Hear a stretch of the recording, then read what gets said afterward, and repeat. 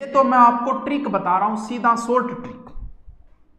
भाववाचक संज्ञा को एक बार साइड में छोड़ देते, आराम से आप समझते जाओ, संज्ञा का ज्यादा माथापच्ची नहीं करनी है। मैं जैसे बता रहा हूं बस उतने से आपका काम चल जाएगा। पहले तो हम समझते हैं इस संज्ञा को। देखिए, देखो टब, सबसे पहले आपसे जातिवाचक और व्यक्तिवाचक में विभेद करना आना बहुत ही जरूरी है, क्योंकि वो सीधा सीधा पूछेगा ये पेन कौन सी संज्ञा है, गाय कौन सी संज्ञा है, बकरी कौन सी संज्ञा है, झोटो कौन सी संज्ञा है, गड़गड़ो कौन सी संज्ञा है, आपसे सीधा सीधा पूछेगा। तो हम सबसे पहले इसका कैसे पता लगाएंगे कि इसमें कौन सी संज्ञा है। चलो देखो, आप ज्यादा माथापच्ची मत करना। व्यक्ति, एक व्यक्ति, बिल्कुल सर। जाति बताओ आपने कितनी जाति है गुरुजी? 36 प्रकार की जाति। जाति की है अनेक, व्यक्ति एक है, जाति अनेक है। अनेक जातियां 36 कौम है। राजपूतों की भी 36 प्रकार बताए गए, आपको पढ़ा होगा 36। नैणसी ने गुहिलों की 24 शाखाएं बताई, राजपूतों की 36 शाखाएं बताई। वैसे हमारे हिंदुओं में 36 प्रकार की गोत्रें बताई गई। तो जाति बहुत सारी है, सभी जातियां जो भी आप नाम सुनते हो सारी जातियां इसी में आ जाएंगी। बस इतने में से हमारा एक बार शॉर्टली काम चल जाएगा। यानी हमें एक बार शॉर्टली काम चलाना है कि व्यक्तिवाचक का मतलब एक व्यक्ति, जाति का मतलब अनेक। यानी जब आपके सामने कोई नाम दिया जाए, वो सीधा सीधा पूछेगा कि बताइए राम में कौन सी संज्ञा है। अब आप देखोगे कि राम एक ही है, इसका मतलब एक को मतलब व्यक्तिवाचक। लेकिन वो पूछेगा मनुष्य। अब आपको पता है मनुष्य, मानव या फिर आदमी। भाई मनुष्य तो कई प्रकार का भाई, सारा ही मनुष्य आ गया भाई। राम श्याम मोहन पूजा सब आ गया इनमें। इसका मतलब अनेक हो गई। वहां क्या आता है? जातिवाचक। जैसे वो कहेगा गंगा, तो आप घूम फिर के किसी एक जगह पे चले गए कि गंगा नदी हिमालय से निकलती है, वही। इसका मतलब गंगा एक है, एक का मतलब व्यक्ति, एक व्यक्ति। वो आपसे पूछेगा नदी। अब भाई नदी से क्या, नदी तो बहुत सारी नदी है, गंगा यमुना सरस्वती कावेरी बहुत सारा है। इसका मतलब बहुत, मतलब जाति। जाति अनेक है, व्यक्ति एक है। जैसे उसने कहा भारत या उसने कहा चीन, तो दिमाग में घूम फिर के ड्रैगन का दिमाग में कोई एक आया है, चीन। इसका मतलब ये एक व्यक्ति है, यानी एक व्यक्तिवाचक। उसने कहा देश, तो भाई देश आई की कमी है, बहुत देश है। अनेक है, यानी अनेक पे पहुंच गई, वहां क्या हो गई? जातिवाचक। जैसे बंदे, ये शॉर्ट में बता रहा हूं, आगे हम डिटेल से पढ़ेंगे। सीधा सीधा उत्तर करना हो, कई बार सीधा सीधा पूछ ले वो। जैसे उसने आपसे कहा रामायण, घूम फिर के आप आगे जिसमें राम का जिक्र है वो एक ही है, एक ही पुस्तक है वो रामायण। वो एक का मतलब व्यक्तिवाचक। उसने कहा पुस्तक, तो भाई पुस्तकांगित की कमी है, बहुत सारी पुस्तक, रामायण महाभारत गीता बाइबल ग्रंथ बहुत सारे हैं। समझे क्या बात को? उसने कहा अरावली, घूम फिर के आप एक जगह पे पहुंच गए कि अरावली वो है जो राजस्थान में ये दिशा है, ये लंबाई है। उसने कहा पर्वत, तो भाई पर्वत तो बहुत है। जहां अनेक शब्द आए वहां जाति है। सर समझ में नहीं। अब गड़बड़ कहां होती है?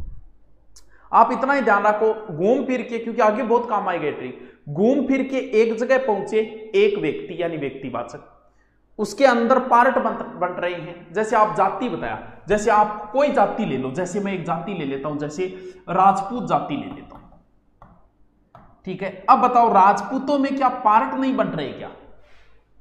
या मान लो कोई रिश्तो करना है, तो वह कह भी कि वो भी मैं राजपूत हूं, तो वो रिश्तो कर दोगे। वो पूछो भाई कौन सा राजपूत हो, राठौड़ हो, चौहान हो, सिसोदिया हो, कौन सा हो बताओ। जी हाँ, जाट एक जाति है, तो जी हाँ रिश्तो करे, सिर्फ इतना के नाम पर रिश्तो कर सकेगी कि भाई जाट, ठीक है रिश्तो कर दिया है। पूछेगा भाई कौन सा हो, कसवा हो, कुल्लड़िया हो, नैरा हो, कौन सा हो थे। तो यानी अंदर जाके पार्ट बंट गए। तो जाति से ऐसे याद रख लो कि जहां अंदर और पार्ट बंट जाते हैं वहां जातिवाचक होगा। जैसे गाय का, मैं गाय ले आया हूं, कौन सी गाय ले आए? राठी ले आए, थार पार कर ले आए, कौन सी ले आए? अंदर पार्ट बंट गए ना गा के, इसका मतलब ये जाति है एक।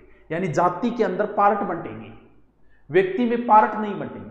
अब गड़बड़ कहां होती है? देखो गड़बड़ियां बेटा ब्रो, जैसे उसने नाम लिया मोहन, अब टाबर के सोचो जी, मान लो एक क्लास है, क्लास में नाम लियो कि मोहन।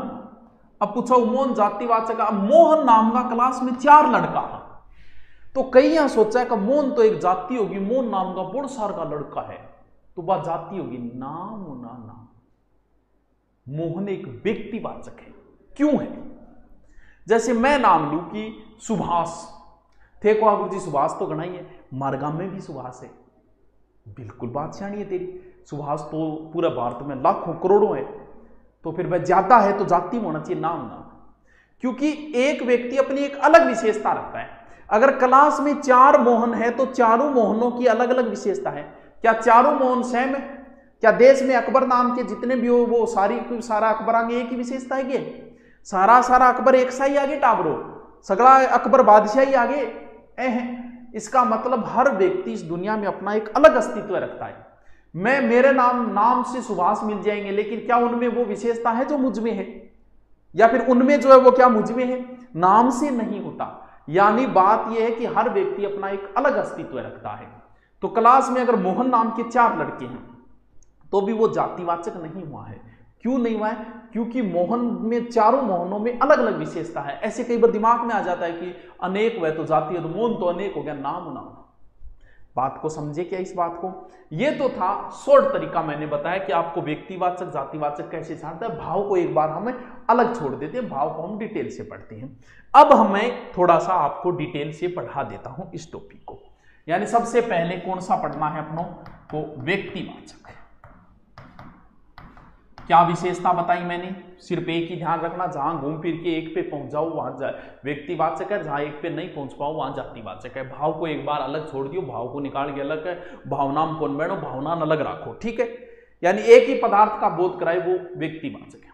सीधे सीधे उदाहरण दूं, जैसे किसी भी व्यक्ति का नाम हो, व्यक्तियों के नाम सारे व्यक्तिवाचक में आएंगे, राम, मोहन, सोहन, पूजा जो भी है, ढिंचक पूजा जो भी है, ठीक है। नदियों के नाम, नदियां नहीं आएगी, नदियों के नाम गंगा, यमुना, सरस्वती जो भी है। देशों के नाम किस में आएंगे? देशों के नाम भी इसी में आएंगे, जो भी है, भारत, चीन, इजराइल, जो भी, ये सारे किस में आएंगे? इसमें आएंगे। सभी ग्रंथ और पुस्तकों के नाम किस में आएंगे? इसी में आएंगे, रामायण, महाभारत, बाइबिल जो भी है। ध्यान रहे दिशाओं के नाम भी व्यक्तिवाचक है, पूर्व, पश्चिम, उत्तर, दक्षिण। आहा, दिशाओं के नाम भी व्यक्तिवाचक है, दिशाओं के नाम भी व्यक्तिवाचक है, पूर्व, पश्चिम, उत्तर, दक्षिण। पर्वतों के नाम भी व्यक्तिवाचक है, कौन से पर्वत? हिमालय, अरावली जो भी है।